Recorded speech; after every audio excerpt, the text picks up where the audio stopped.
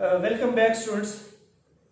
Last video में हम share कर रहे थे मैजिक वर्ड बी के हवाले से और यहाँ तक हमने इसकी फॉर्मेशन के हवाले से समझ लिया था। अब जो मेन हमारा टॉपिक है वो है बी, मैजिक विद बी। तो मैजिक, ये वर्ड मैजिक कैसे है देखें। इस वक्त आपने ये वर्ड, एक कॉलम आपको नजर आ रहा है, is, am, are, was, were, be, been, being. ये सब क्या है? ये बुनियादी तौर पे अगर आप यहां देखें, ये be root word, was were इसकी past form, been past participle और इज, एम, आर इसके present singular and present plural forms हैं। एनी फॉर्म बी की फॉर्म है, बीइंग और टू बी इन्फिनिटिव। अगर हम गौर करें तो ये 8 वर्ड हैं। ये 8 के 8 फॉर्म कौन सी फॉर्म है? बेसिकली ये मैजिक वर्ड बी की डिफरेंट शेप्स हैं, डिफरेंट फॉर्म्स हैं। आइए देखते हैं इनका कमाल क्या है।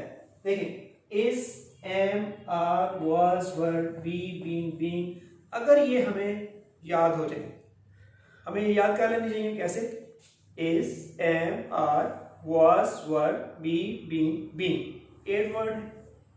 ये 8 वर्ड क्या है? देखिए, 9th में एक क्वेश्चन है और वो क्वेश्चन क्या है? इंडिकेट करना होता है कि पैसिव और एक्टिव सेपरेट करें या उनको टिक करें, पैसिव वॉइस को टिक करें।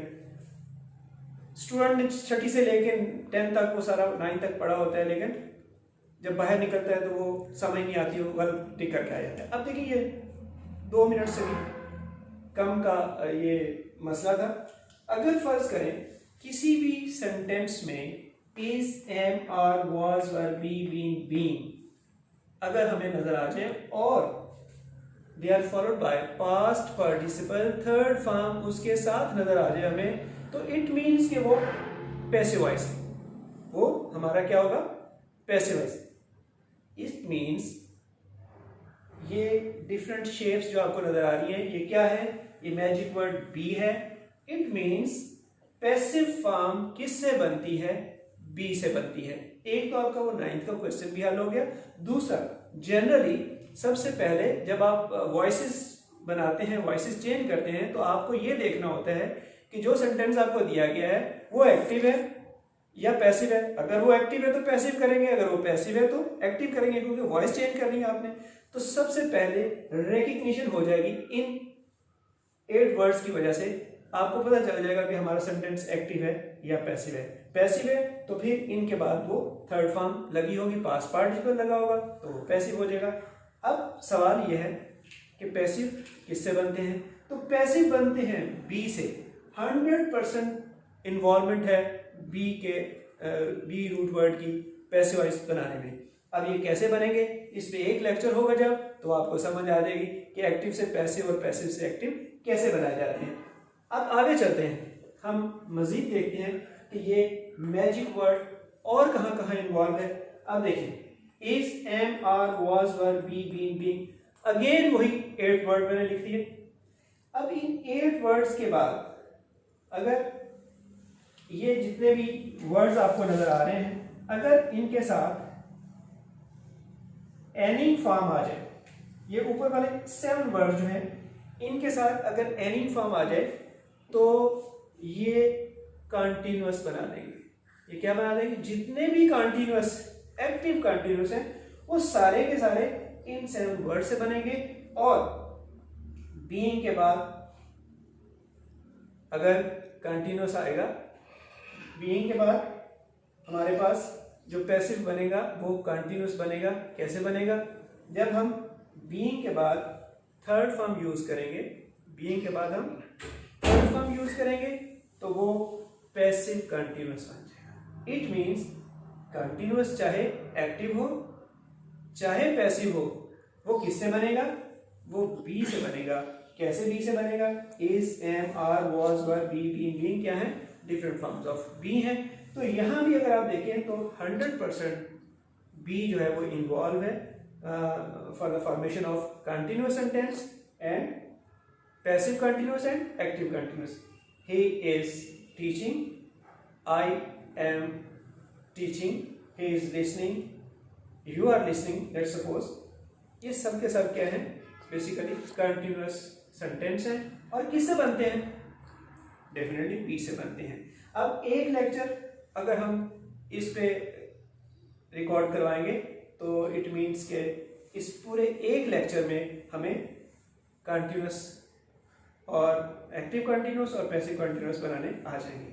तो स्टूडेंट ये देखें, अभी तक जितना हमने पढ़ा है, चाहे वो हमारा पैसिव है, चाहे एक्टिव कंटिन्यूअस या पैसिव कंटिन्यूअस है, उसमें सारी की सारी फॉर्मेशन में बी जो है वो 100% इन्वॉल्व है।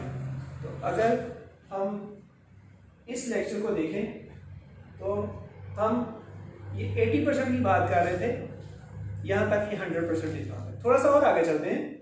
देखें इस वक्त हमारे पास, सर मैं आस्क क्वेश्चन, यस सर इसमें बी के साथ अगर हम विल या शैल लगा दे तो वो फ्यूचर कंटिन्यूस बन सकता है। फॉर इंस्टेंस एग्जाम मार्क के नीचे एक्टिव वॉइस सेंटेंस बनाने के लिए।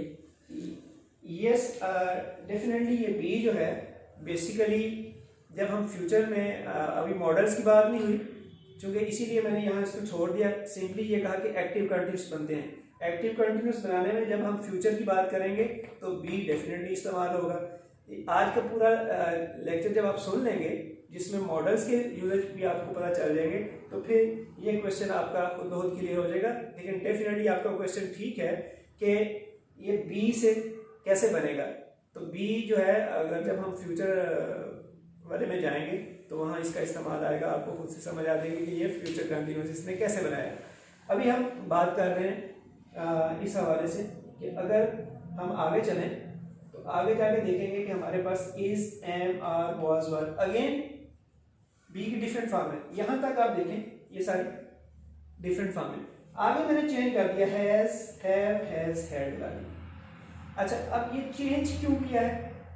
डेफिनेटली आप कहेंगे ये चेंज क्यों कर दिया? देखिए 100% तो बात नहीं की मैंने, 80% की बात की थी। और यहाँ तक आप देखिए कि ये सारे के सारे क्या हैं, डिफरेंट फॉर्म ऑफ बी ही हैं। इज, एम, आर अगर बात करें तो ये बेसिकली प्रेजेंट में आते हैं, वाज, वर जो है वो पास्ट में आते हैं, हैव, हैज, हैड ये अलग से हमने एडिशन किया है इन 3 वर्ड्स का। अगेन ये कॉलम अगर देखें तो 8 वर्ड्स पे ही मुश्तमिल है। अब अगर हम इन लफ्जों के बाद कोई वर्ब लगाएं, कोई मेन वर्ब लगाएं इन वर्ड्स के बाद, तो इन्हें हम क्या कहेंगे? इन्हें हम कहेंगे हेल्पिंग वर्ब। इन्हें क्या कहेंगे? Helping verb. क्यों कहेंगे? क्योंकि ये हेल्प करते हैं मेन वर्ब को। मसलन जैसे अभी कंटिन्यूस में हमने पढ़ा ही इज स्पीकिंग, तो ही इज स्पीकिंग। अब इसके बाद वर्ब है तो इट मींस इज यहाँ क्या है? ये बेसिकली हेल्पिंग वर्ब है। अच्छा, इसी तरह हैव, हैज और हैड ये जब भी कहीं हेल्पिंग वर्ब के तौर पे आएंगे, ये अपने साथ पास्ट पार्टिसिपल लेंगे। ये अपने साथ क्या लेंगे? पास्ट पार्टिसिपल यानी थर्ड फॉर्म लेंगे, और ये उस सेंटेंस की सेंस को परफेक्ट कर देंगे। अब जब आप मुख्तलिफ टेंसेस के हवाले से जब हम लेक्चर्स लेंगे तो ये चीज़ें आपको हेल्प आउट करेंगी इस हवाले से कि ये हैज, हैव, हैड का क्या इस्तेमाल है। तो आज हम ये देखेंगे कि हमारे पास ये जो बी की फॉर्म थी उसने पैसिव भी बनाया था, मैंने आपसे लास्ट लेक्चर में शेयर किया था। पैसिव बनाया, फिर उसने कंटिन्यूस एक्टिव बनाया, पैसिव कंटिन्यूस बना दिया, और हेल्पिंग वर्ब के तौर पे भी देखा जाए तो यहाँ तक ये सारी की सारी बी की फॉर्म है। अब आप ये देखिए कि बी हेल्पिंग वर्ब में भी घुसा हुआ है, यानी हेल्पिंग वर्ब भी यहाँ तक आप देखें तो ये बी ही की फॉर्म्स हैं। स्टूडेंट अगर इसको थोड़ा सा हम कंक्लूड करें तो फिर हम ये एक दफ़ा रिपीट कर देते हैं कि बी एक ऐसा मैजिक वर्ड है, देखें, जिससे हम पैसिव भी बनाते हैं, जिससे हम एक्टिव कंटिन्यूस भी बनाते हैं, जिससे पैसिव कंटिन्यूस भी बनाते हैं, और बहुत हद तक देखें तो वो हेल्पिंग वर्ब भी उसी से बनते हैं और हेल्पिंग वर्ब के तौर पर वो इस्तेमाल होता है। आज के लेसन को हम यहीं कंक्लूड करते हैं, और नेक्स्ट जो हमारा बनेगा सिंपल वर्ब और मॉडल्स के हवाले से, उस पर हम बात करेंगे इंशाल्लाह।